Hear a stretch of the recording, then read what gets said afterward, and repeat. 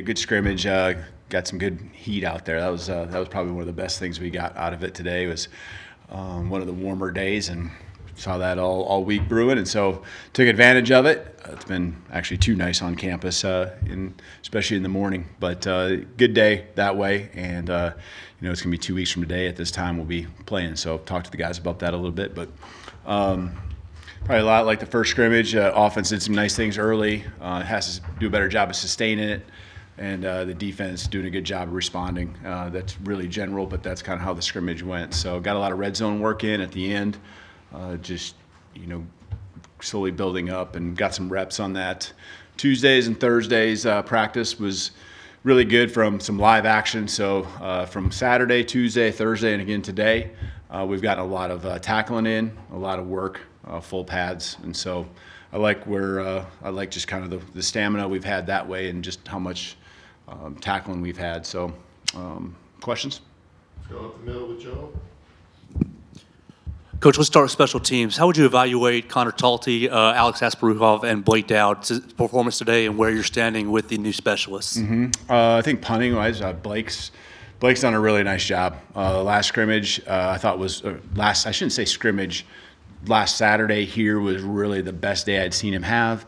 I think he continued to have a really good week. And then today, came out and in our drill work, we didn't get as many punts in the scrimmage, working into the scrimmage that I was hoping to. I think we were probably 2 or 3 less than what I was looking for with a partial script of what we wanted to get done. But he's had a really good 8 days. I think Alex continues to get better and push. Just with his injury that he had, he's so far ahead of schedule with his recovery, and so now he's really getting into that rhythm and showing a lot of improvement there. And then Connor's done a really good job on campus in the complex. Last week he missed. I'm not sure what it was, but we got to just keep getting work in the stadium here. He missed a couple today. So from a field goal standpoint, the ones further out, probably 38 to 44, somewhere in there, between a couple of those. So we got to keep getting him to work. Was disappointed that he didn't hit them all, because he's done a nice job in our practices, and we've been working that every day with him being new and that whole unit being new. So we got to keep working. Jump on the far left on the front row to Nick. Yeah, Jaden Roberts, what's his availability right now, and are you anticipating him being ready for week 1? Yeah, I forgot to mention that right off the bat. 2 guys that didn't scrimmage today, Jaden and James, same as last week. James is actually starting with him. James has been working through and building up. Feel good about the progress he's had in the week of practice, and with it being live, needed to hold back there, but he's getting closer by the day. Jaden has a concussion. Just tell you what it is, and he's going through the protocol of that, and so hasn't done anything from a team standpoint, starting work back into that protocol, which included being out there today but not participating in the scrimmage. Front row on the right to Colin. Hey, Kalen. This is the first time we've gotten to talk to you since Ty was named the starter. I'm curious of what that timeline looked like for you, why it was the right time, and what you saw out there today from him, kind of. Yeah. Actually, I hadn't even thought about it. This is the first time since I've seen you guys.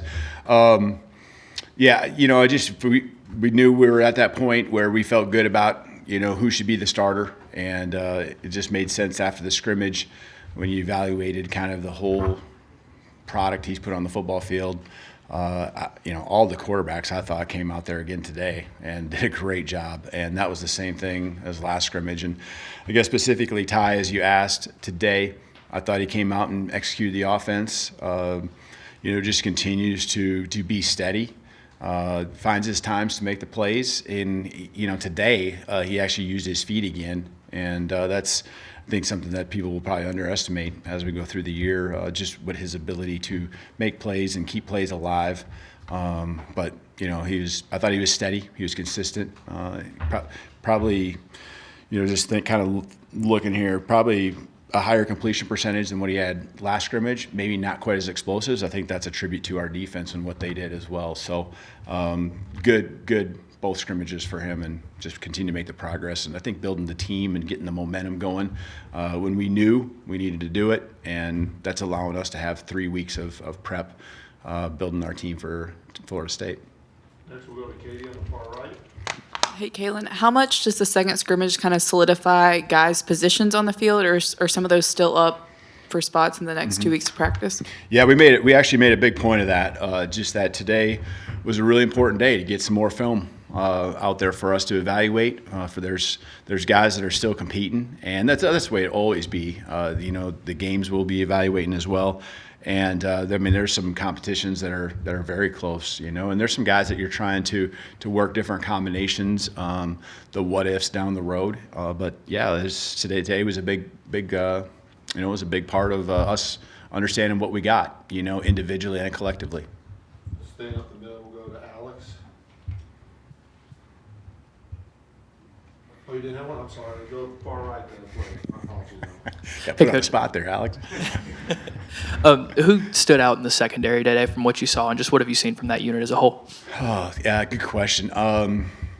There's so much that I'm watching. I couldn't tell you exactly who had maybe the most tackles or anything. I thought the defense today in the secondary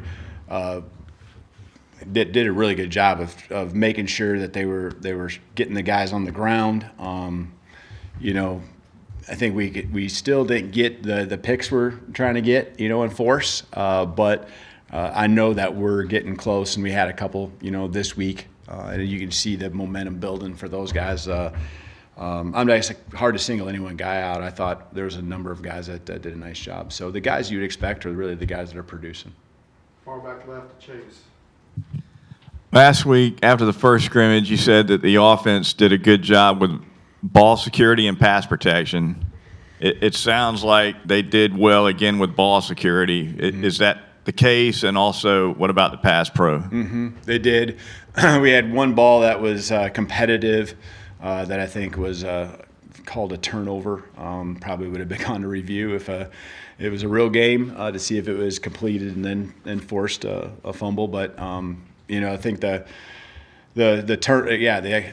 pass protection is consistent, solid. I think the key is for the quarterbacks that they drop back and they are comfortable with what is going to happen, and that they aren't wondering, man, this guy, I just never know. I never feel good about the right guard, right tackle, or whatever it might be. These guys, I think, when they drop back, and you're talking about all three quarterbacks, they drop back. I think they feel like, number one, the job's going to, the responsibility is going to be there, and number two, the production and giving them some time to work. You're not going to have all day, right? At this level, there's too many good pass rushers that you're going to have. But I think it's consistent. It's allowing the quarterbacks to feel good about keeping their eyes downfield. They're not worried about who's going to get beat. So I think across the board, the one-on-ones, they're doing a pretty good job. And then just schematically, I think I always do a good job of trying to help out, where we need to. Staying on the far left, Matt. What do you think of the penalties that came out yesterday for the Michigan sign stealing stuff? Obviously, you played them in that 23 season. I don't know anything about it. I honestly don't. I don't know what they got. I didn't read it. I don't know.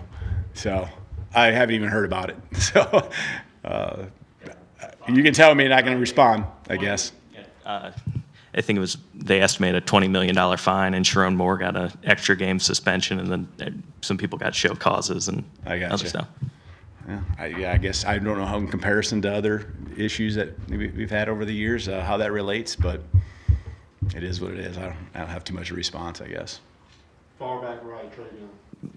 Hey, Coach. Circling back to special teams, can you just talk about the guys that you have back there on kick return and punt return, and is there an ideal guy or by committee sort of thing? Can you just elaborate on that if you can? Mm-hmm. Yeah, we haven't decided on who the starter will be back there.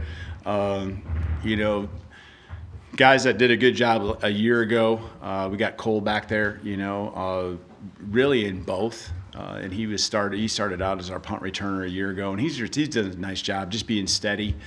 And then, I think new faces, you got Rico, probably kickoff return, can do some things back there for us. And then Bach, in both areas as well. He and Cole really, I think, can do both and provide a combination of just consistency with fielding it and then some explosiveness there. So I would start with those guys. There's more. Ryan had great experience there last year.